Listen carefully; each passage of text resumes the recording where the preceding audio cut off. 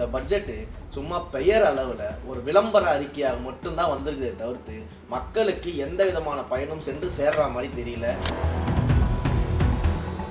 நீங்கள் பேப்பரில் வந்து பட்ஜெட் தாக்கல் பண்ணி இந்த திட்டங்கள்லாம் கொண்டு வரேன்னு சொல்லிட்டா மட்டும் வந்து மக்களுடைய பிரச்சனை தீர்ந்துடாது. அந்த பிரச்சனையை தீர்க்கிறதுக்கு அந்த திட்டங்களை செயல்படுத்தி அது மக்கள் கிட்ட கடைசி வரைக்கும் போய் சென்று சேர்ந்திருக்கிறதா அப்படின்றத பார்க்கணும். தேர்தலில் இப்போ இவங்க வந்து வெளியிட்ட வந்து அந்த எலெக்ஷன் மேனிஃபெஸ்டோல என்னென்னலாம் சொல்லியிருக்கிறாங்களோ அதையுமே அவர்கள் இன்னைக்கு வரைக்கும் செய்யாம தான் இருக்கு. அதனால தான் நம்ம சொல்றோம் விளம்பர மாடல் விளம்பர மாடல் விளம்பர மாடல். அப்போ திட்டங்களை அனௌன்ஸ் பண்றப்போ இந்த மாதிரி விஷயங்கள் சொல்றப்போ டிஎம்கே வந்து ஒரு தெளிவான ஒரு மனநிலையில் இல்லையோ இல்லைன்னா திட்டமிட்டு ஏமாத்துறாங்கன்ற மாதிரி விஷயம் மிக தெளிவான மனநிலையோடு மக்களை ஏமாற்றக்கூடிய மனநிலையோடு தான் இவங்க திட்டங்களை அறிவிக்கிறாங்க. இல்லை அது வந்து ஏடிஎம்கே கவர்மெண்ட்லேயே நிறுத்திட்டாங்கன்ற மாதிரி விஷயங்கள்னு சொல்லுங்க. இவங்க வந்ததுக்கு அப்புறம் திட்டமிட்டு இது போன்ற மக்கள் பண்ண நிறுத்திட்டாங்க. 11வது 12ஆம் வகுப்புக்கு லேப்டாப் கொடுத்தது, கல்லூரிக்கு அரசு கல்லூரிகளுக்கு லேப்டாப் கொடுத்தது எல்லாத்தையும் நிப்பாட்டிட்டு இப்போ கடைசி ஆண்டில் ஆட்சி முடிய போகிற காலகட்டத்தில் வந்து திரும்பவும் கவர்ச்சிக்காக ஒரு விளம்பரத்துக்காக ஏங்க எலெக்ஷன் வாக்குறுதியில் சொல்லும் பொழுது நீங்க மாணவர்களுக்கு வந்து இலவச வந்து டேட்டாவோட டேப் தரேன்னு அறிவிச்சிங்களா இல்லையா? ஏன் செய்யணும்? ஊழல் கிளைம் வைப்பாங்க, அதே வந்து ஊழல்வாதியை வந்து அவங்களுடைய கட்சியில சேர்த்துப்பாங்க, மினிஸ்டர் ஆக்குவாங்க, இலாக்கா இல்லாத அமைச்சராக ஜெயிலில் இருக்கும் போதும் அவங்க வச்சுப்பாங்க. இப்போ வந்த உடனே திரும்ப வந்து இலாக்கா கொடுப்பாங்க. அப்போ நீங்க எவ்வளவு ஆதாயம் அடைஞ்சிருக்கிறீங்க? கட்சிக்குள்ளேயே வந்து என்ன பண்ணுவாங்கன்னா அபிமானிகளை வச்சிருப்பாங்க, பாலியல் குற்றங்களில் ஈடுபடக்கூடிய அபிமானிகளை வச்சிருப்பாங்க.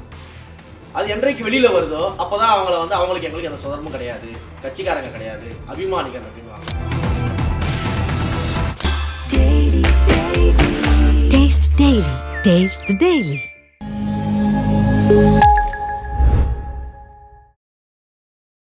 நாதஸ்மேனர்களுக்கும் வணக்கம். அரசியல் பல பரபரப்பான கட்டங்களை நோக்கி நகர்ந்து கொண்டு இருக்கிறது. அது குறித்து தமிழக வெற்றி கழகத்தின் செய்தி தொடர்பாளர் திரு ரமேஷ் அவர்கள் நம்முடைய இணைந்திருக்கிறார். வணக்கம் சார். வணக்கம், எப்படி இருக்கீங்க? நல்லா இருக்கேன் சார், நீங்கள் எப்படி இருக்கீங்க? நல்லா இருக்கேன்.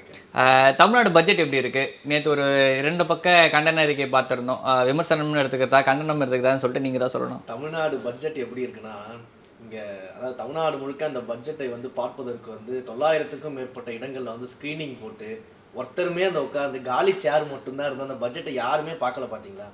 அதுதான் உண்மையான பட்ஜெட்டோட நிலைமையே அப்படிதான். இந்த பட்ஜெட்டு சும்மா பெயர் அளவில் ஒரு விளம்பர அறிக்கையாக மட்டும்தான் வந்திருக்குதே தவிர்த்து மக்களுக்கு எந்த விதமான பயனும் சென்று சேர்ற மாதிரி தெரியல.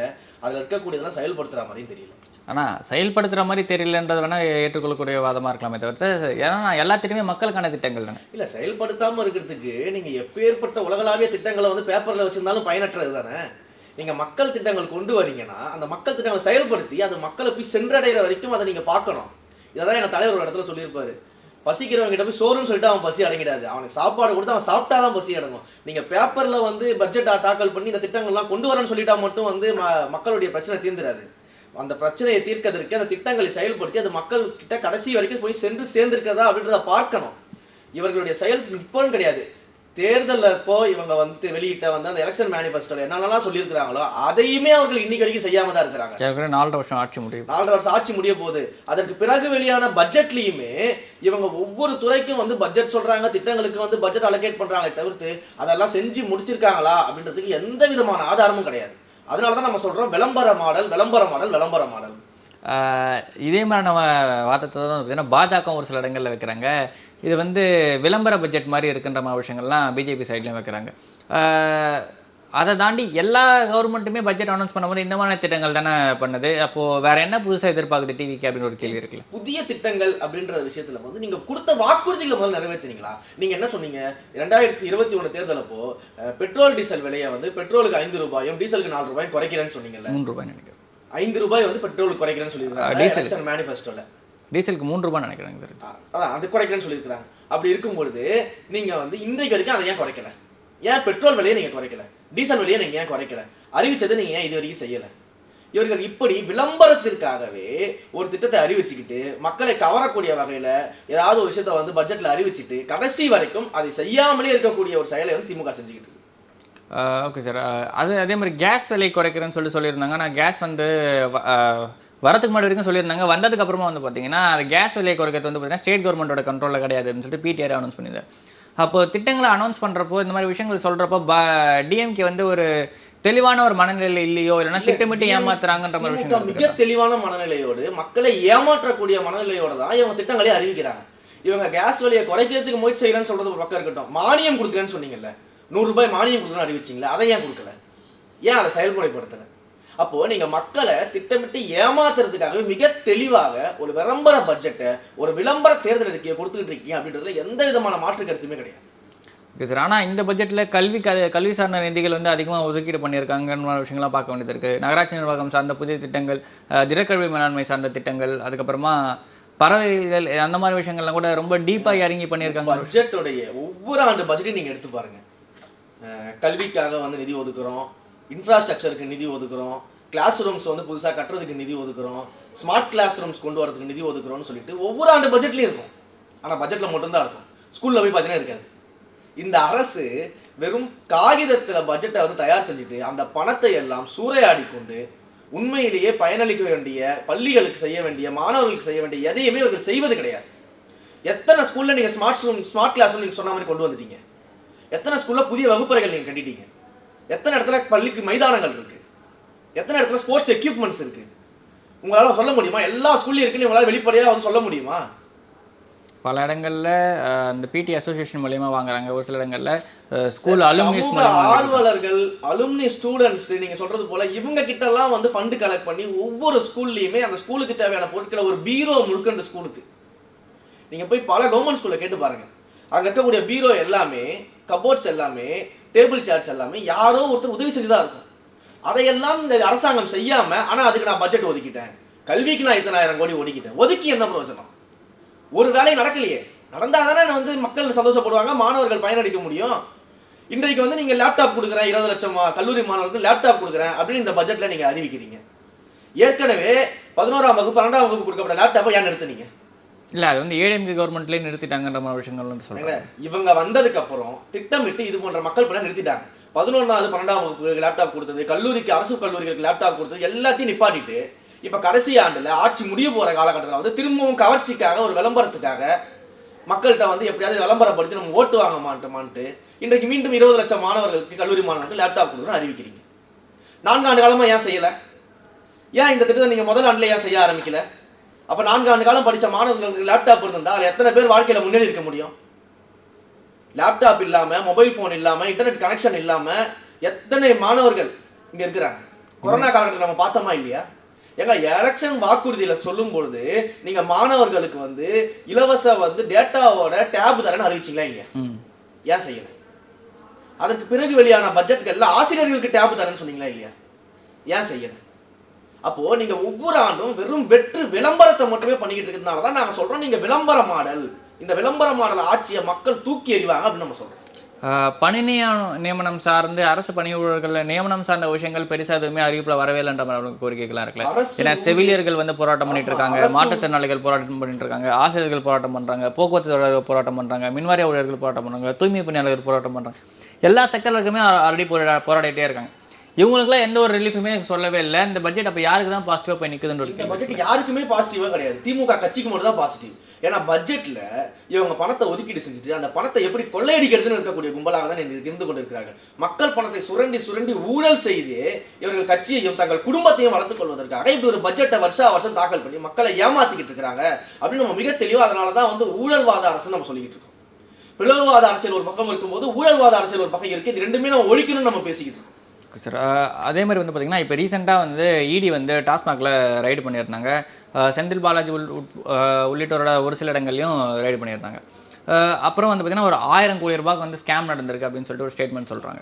அதுக்கு முன்னாடி வந்து இந்த நியூஸஸ் படிலாம் வந்து பார்த்திங்கன்னா 1 லட்சம் கோடிக்கு மேலே ஸ்கேம் நடந்துச்சு அப்படின்ற மாதிரி சொல்லியிருந்தாங்க. ஆனால் இடியை வந்து 1000 கோடிக்கு தான் ஸ்கேம்ன்ற மாதிரி விஷயங்கள்லாம் சொல்கிறாங்க. நடுவில் ஏதோ ஒரு டீல் பேசின மாதிரி இருக்குன்னு சொல்லிட்டு ஒரு சில பேர் கருத்து தெரிவிக்கிறாங்க. இதை எப்படி எடுத்துக்குது? அதாவது நீங்க சொன்ன இந்த கருத்துக்களுக்குள்ள வந்து நான் போறதுக்கு முன்னாடி நம்ம கிட்ட அஃபிஷியலா இருக்க ஸ்டேட்மெண்ட், இடியோட ஸ்டேட்மெண்ட், 1000 கோடி ரூபாய்க்கு டாஸ்மாக்ல வந்து இது போன்ற வந்து ஊழல் நடந்திருக்குது அப்படின்னு மிக தெளிவாக அவர்கள் சொல்லியிருக்கிறாங்க. மிகப்பெரிய வந்து பணப்பரிவர்த்தனைகள் நடந்திருக்குது. அதே போல வந்து பாத்தீங்கன்னா கேஒய்சி சரியா இல்லாத அந்த நபர்களுக்கெல்லாம் வந்து லைசன்ஸ் கொடுக்கப்பட்டிருக்கு, டெண்டர் கொடுக்கப்பட்டிருக்கு, எதுவுமே இல்லாம திடீர்னு வந்து யார் யாருக்கும் டெண்டர்லாம் கொடுக்கப்பட்டிருக்குன்றது போல இடி பல்வேறு குற்றச்சாட்டுகளை முன்வைத்து இன்றைக்கு வந்து அவர்கள் வந்து ஒரு அறிக்கையை வெளியிட்டிருக்கிறாங்க.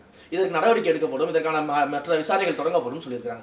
ஏற்கனவே நீங்க சொல்லக்கூடிய அமைச்சர் செந்தில் பாலாஜி மீது ஒரு ஊழல் வழக்கு இருந்து அந்த ஊழல் வழக்கை வந்து இடி கையில் எடுத்து இவர்கள் வந்து அந்த செந்தில் பாலாஜி அவர்களை வந்து அரெஸ்ட் பண்ணி ஜெயிலில் வச்சு பல மாத காலங்களாக விசாரணை நடத்தி அதற்கு பிறகு வெளியில வந்து அத்தனை பிரச்சனைகள் நடந்திருக்கும் பொழுது ஒரு தார்மீகமாக இந்த அரசாங்கம் என்ன பண்ணியிருக்கணும்?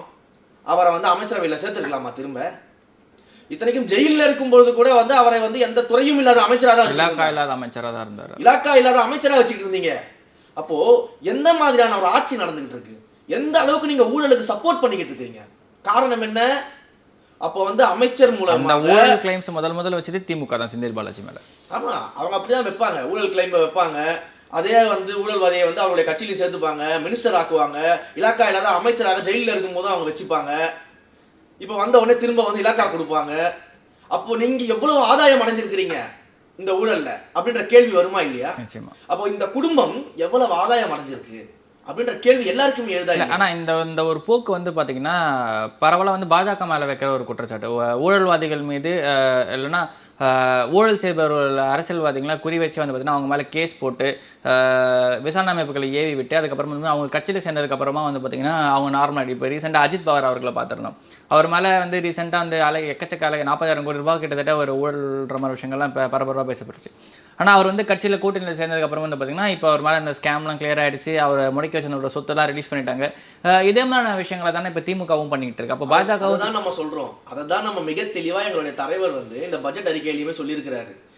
அதில் அந்த சொன்ன விஷயம் பட்ஜெட்டுக்காக மட்டும் கிடையாது, பொதுவாகவே திமுகவும் பாஜகவும் ஒன்றுக்கொன்று சளைத்தவர்கள் கிடையாது. 2 பேரும் ஒரு திரைமறைவு கூட்டணியில் இருக்கிறாங்க. உண்மையாகவே திமுகவுடைய முதலாளி பாஜக தான் அப்படின்னு எங்கள் தலைவர் அடித்து சொல்லியிருக்கிறார். ஏன்னா இது போன்ற விஷயங்கள் நம்ம தொடர்ந்து பார்த்துக்கிட்டு வரோம். பாஜக செய்கிறத திமுக எதிர்க்கும். இந்த மாதிரியான விஷயங்கள்லாம் நீங்கள் சொன்னது போல விஷயங்கள்லாம் வந்து திமுக வந்து எதிர்த்து வெளில பேசிக்கிட்டு இருப்பாங்க. ஆனால் அதே விஷயத்தை திமுகவும் செய்யும். அப்போது உங்களுடைய ஒரிஜினல் முதலாளியை பார்த்து நீங்கள் அப்படியே காப்பி அடித்து அதே வேலைகளை செய்து மக்களை வந்து 2 பேரும் ஏமாற்றிக்கிட்டு இருக்கீங்க அப்படின்னு மிக தெளிவாக நம்ம அதனால தான் 2 பேரையுமே எதிர்க்கிறோம். இதெல்லாம் தாண்டி வந்து பார்த்திங்கன்னா மக்கள் மீதான வன்முறை கட்டமைப்பு எக்கச்சக்க வன்முறை வந்து நடந்திருக்கு. 18 வயசு கீழே இருக்கவங்க வந்து பார்த்திங்கன்னா கிரைம் பண்ணுற சைல்டு கிரைம்ஸ் என்சிஆர்பி டேட்டா படி வந்து பார்த்திங்கன்னா தமிழ்நாடு 4வது இடத்துல வந்து நின்று இருக்குது. இது ஒரு மோசமான ஒரு விஷயம் தானே காட்டுது. ஏன்னா இப்போ ரீசெண்டாக வந்து ஒரு ஸ்கூல் பையன் வைகுண்டத்தில் ஒரு ஸ்கூல் பையனை கபடி போட்டியில் அவன் ஜெயிச்சிட்டான் அப்படின்றதுக்காக ஒரு தாழ்த்தப்பட்ட மாணவனை வந்து பார்த்திங்கன்னா வெட்டியிருக்காங்க. அதுக்கு அரசு சார்பில் எந்த ஒரு கண்டனமும் எதுவுமே பெருசாக வந்து பண்ண மாதிரி எதுவுமே தெரியவே இல்லை. தொடர்ச்சியாக இந்த மாதிரி சம்பவங்கள் நடந்துகிட்டே இருக்குது. ஒரு 2 வருஷத்துக்கு முன்னாடி நாங்குநேரி சம்பவம் நடந்துச்சு. இந்த மாதிரி விஷயங்கள் எதை காட்டுது? நேற்று ஒரு 2021 திமுக ஆட்சி அமைந்த பிறகு தமிழ்நாட்டில் பட்டியலின மக்கள் மீது நடக்கக்கூடிய வன்முறை மிக அதிகமாக நடந்து கொண்டே தான் இருக்கிறது. எந்த இடத்திலும் திமுக இதை சரியாக கையாளவில்லை. பட்டியலின மக்களுக்கு தேவையான எந்த விதமான சப்போர்ட்டையும் அவங்க கொடுக்கல. பாதிக்கப்பட்ட மக்களோட அவங்க நிற்கல. கூட்டணி கட்சிகளையும் அந்த மக்களோடு சேர்ந்து நிற்க முடியாத அளவிற்கு நெருக்கடி கொடுத்து திமுக இங்கு வந்து ஒரு மன்னர் ஆட்சியை செய்து கொண்டிருக்கிறது. பட்டியலின மக்களுக்கு இவர்கள் வந்து மிக விரோதமான ஒரு செயல்பாடுகளை எடுத்துக்கிட்டு இருக்கிறாங்க. இங்கு சட்ட ஒழுங்கு மிக கேவலமாக சீர்கெட்டுள்ளது. நீங்கள் சொன்னது போல சிறார்கள் பல்வேறு குற்றச்செயல்களில் சிறார்கள் ஈடுபடக்கூடிய நிலைமை வந்து இன்றைக்கு அதிகமாக இருக்குது. இந்த இன்ஃப்ளூயன்ஸ் ஆஃப் ட்ரக், அதுவும் ஒரு முக்கியமான விஷயம். போதைப் பொருள் கலாச்சாரத்தினால தான், அடிப்படையே இந்த போதைப் பொருள் தான். இது போன்ற பிரச்சனை இன்று போதைப் பொருள் வந்து பள்ளி கல்லூரி அலுவலகங்கள் எல்லா இடத்துலையுமே தங்கு தடையின்றி கிடைக்கக்கூடிய அளவுக்கு சட்ட ஒழுங்கு சீர்கெட்டு இருக்குது. அதற்கு காரணம் என்ன? இந்த ஆளுங்கட்சி, இந்த திமுக. ஏன்னா திமுக கட்சிக்குள்ளேயே போதைப் பொருள் விற்பனை வச்சிருப்பாங்க. அது வெளியில வர வரைக்கும் சைலண்டா இருப்பாங்க. அது வெளில தெரிஞ்சு குற்றம் வந்து பெருசாகும் பொழுது தான் கட்சியை விட்டே தூக்குவாங்க. கட்சிக்குள்ளேயே வந்து என்ன பண்ணுவாங்கன்னா அபிமானிகளை வச்சிருப்பாங்க, பாலியல் குற்றங்களில் ஈடுபடக்கூடிய அபிமானிகளை வச்சிருப்பாங்க. அது என்றைக்கு வெளியில வருதோ அப்போதான் அவங்கள வந்து அவங்களுக்கு எங்களுக்கு எந்த சுதர்மும் கிடையாது, கட்சிக்காரங்க கிடையாது, அபிமானிகள் அப்படின்வாங்க. இது போன்ற பல வேலைகளை திமுக செய்து கொண்டு திமுகவை வைத்துக்கொண்டு இந்த சட்ட ஒழுங்கு பிரச்சனைகள் வந்து பல பேர் பல மாவட்டங்களில் ஈடுபட்டு கொண்டிருக்கிறார்கள்.